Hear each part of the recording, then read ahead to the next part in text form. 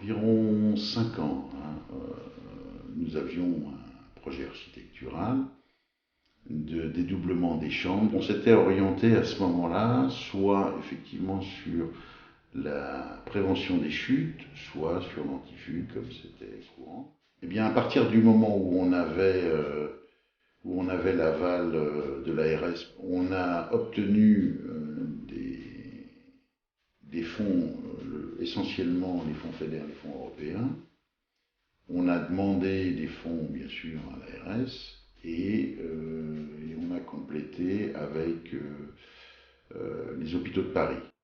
Dès que vous avez passé la phase de paramétrage, de choix, d'explication et puis d'évolution souhaitée, c'est pas quelque chose de compliqué. Tout à fait. On y réfléchit sur les autres établissements sur lesquels je me trouve.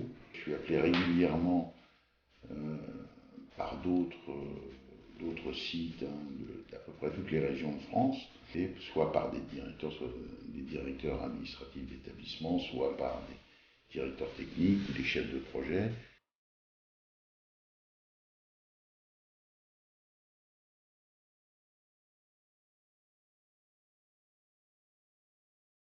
Donc je dirais que la modification, elle est arrivée surtout au départ par une nouvelle culture un petit peu soignante de la prise en charge des résidents qui déambulent. D'avoir un système comme ça permettrait aux résidents de dormir plus calmement et d'avoir moins besoin de médicaments parce qu'il est moins angoissant. Du fait justement qu'il y a un système d'éclairage la nuit et qu'il peut se lever par exemple pour aller aux toilettes. Je pense que ça favorise l'autonomie aussi. Et un système qui montre complètement son intérêt la nuit. Ah, moi je suis satisfait. Moi ce qui m'intéresse c'est de travailler sur la sécurité. C'est-à-dire que un résident qui chute, au plus vite on va auprès de lui, au mieux ça vaut.